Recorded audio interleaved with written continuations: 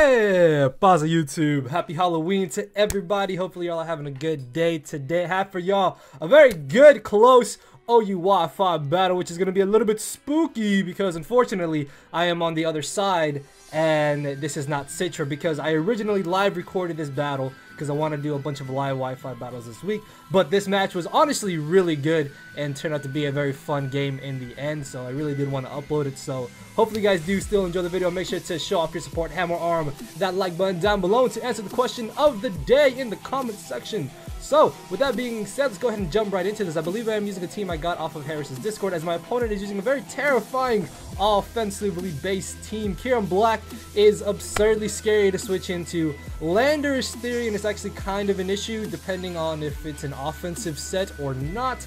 And then Tapu Koko could be very problematic considering that my best switch-ins to it are just destroyed by Hidden Power Ice. So I end up leading off with my Greninja, as he's going to be leading off right with his Landers. Turn 1, I did not expect this man to just risk losing his Landers like he does here.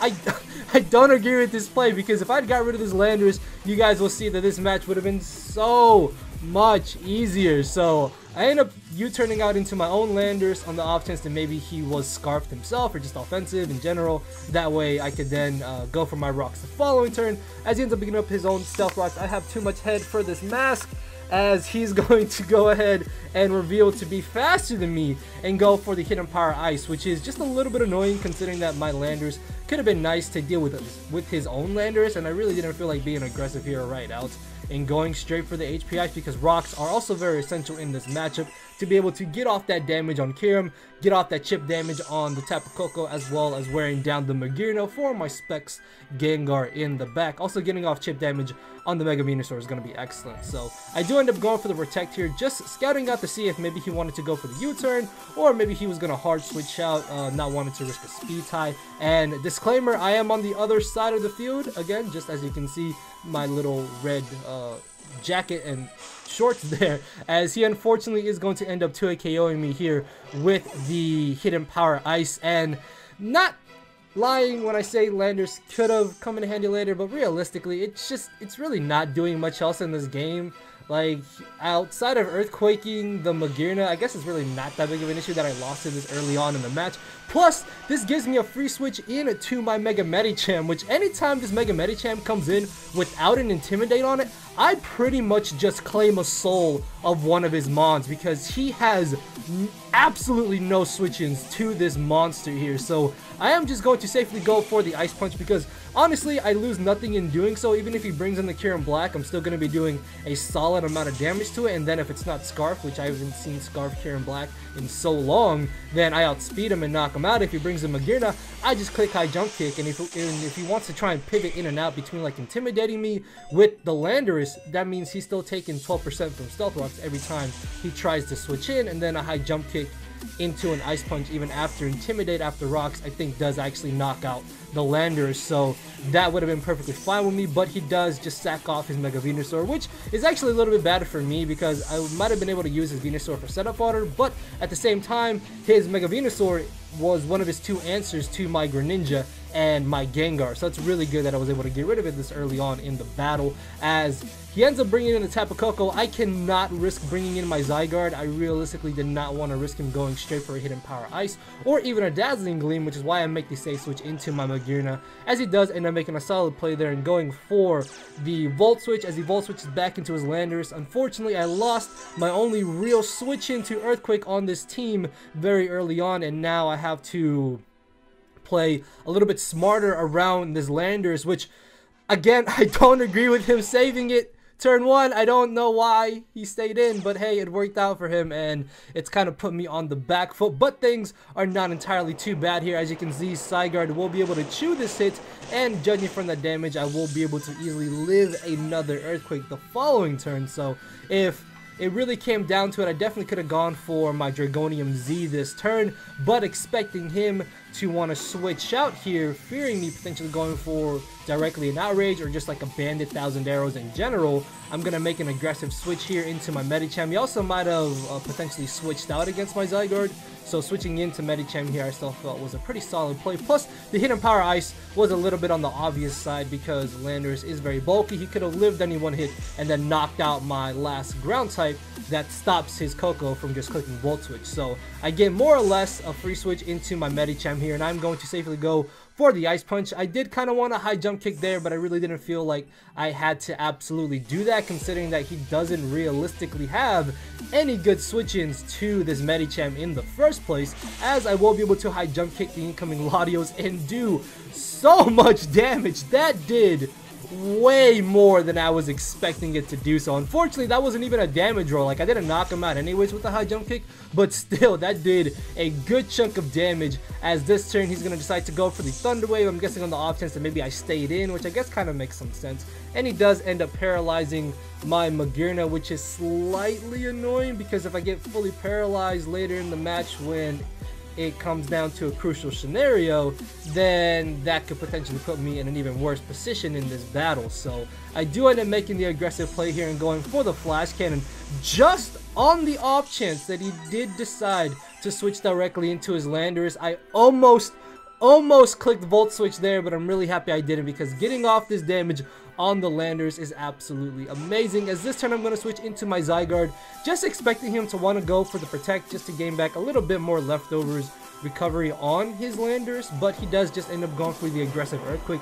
Thankfully though, my Zygarde will be able to live here, and thinking that he would not risk his Landorus again, and because he's got a Latios in the back that's knocked out by Stealth Rocks, I don't go for my Dragon Z move here, and I go for the 1000 Arrows, expecting him to sack off the Latios, but he stays in with Landorus again. So this is the second time I could have got rid of this Landorus, and because I thought he would save it, seeing how annoying it is in this matchup, I didn't pull the trigger, and now I lose my Zygarde in the process, because a Devastating Drake at that range of HP that the Landorus was at would have been able to knock him out, and even if he had gone for the Protect, the Z move into a regular Outrage still would have knocked out this Landorus. So I'm going to bring in my Medicham here. Much like earlier, I can honestly just click Ice Punch. I am in a position of where I could possibly high jump kick, but realistically I don't even need to do that.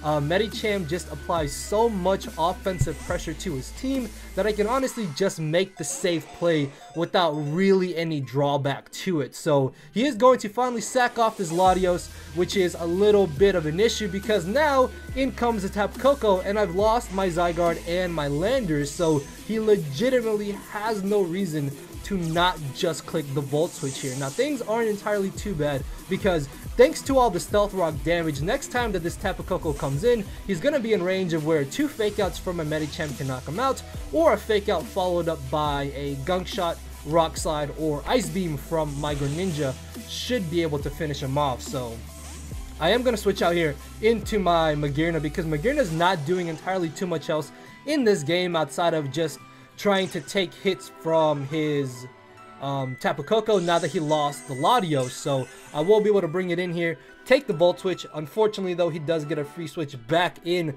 to this Landorus, which should be gone. By the way, it should not even be here, but that's besides the point. So he does end up knocking me out here with the Earthquake because I don't have a good switch into it, thus giving me a free switch back into my Medicham. And much like the previous scenarios, I could click Ice Punch and knock something out, but I decided to bring in my Gengar here. I thought that if I brought in Gengar, I could force in the Magearna and wear down Magearna, because the combination of Magearna and Tapu Koko at this point are what's really a huge issue. Like, this Landorus is just kind of the glue between the Magearna and the Tapu Koko.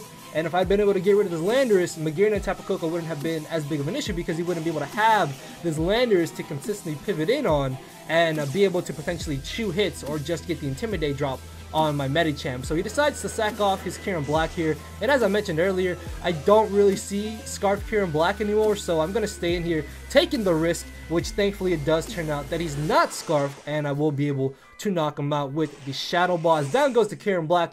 Again, unfortunately, the Tapu Koko can literally just come in here for free and will be able to click the Volt Switch, and because Gengar has literally no defenses. Like, I think Gengar's defenses are non-existent basically. He can unfortunately just click the Volt Switch once more and he's gonna be able to pick off my Gengar. And things at this point are not really looking that good for me. Like, I may have a small chance to win, but it really depends on how he decides to play his Magearna and Koko. This is where this Landorus being gone would have been excellent, because then I would have been able to potentially bring in my Greninja or brought in my Medicham on either the Magearna or the Tapu Koko, on whichever one was in, instead of this Landorus. So I'm gonna go straight for the Ice Punch, and I will be able to finally get rid of this damn Landorus that I had 2 chances earlier in the battle to get rid of. And unfortunately, Tapu Koko can just come in here, and because I am a more physically offensive Scarf Greninja, which I'm pretty sure that most Greninjas that are Scarf Protein are more physical anyways for Rock Slide and U-Turn, that there's just no good move I can lock myself into to beat the combination of Koko plus Magearna. So I'm going to sack off Greninja as I bring in my Medicham here. I'm just going to click Fake Out because I'm just going to click Fake Out. Unfortunately, I don't have the Bullet Punch. I think if I had Bullet Punch, the combination of Fake Out plus Bullet Punch actually would have been able to knock out the Koko, but it's really not that big of a problem here, as I'm able to get rid of the Magearna. Koko can definitely come back in here, and he is going to be faster than me because there's no way a Mega Medicham ever outspeeds Tapu Koko, and is going to finish me off with the Dazzling Gleam, and that is going to be the 1-0 victory in my opponent's favor. So good game to Chris. Hopefully you guys did enjoy the video. Make sure to hammer on that like button down below.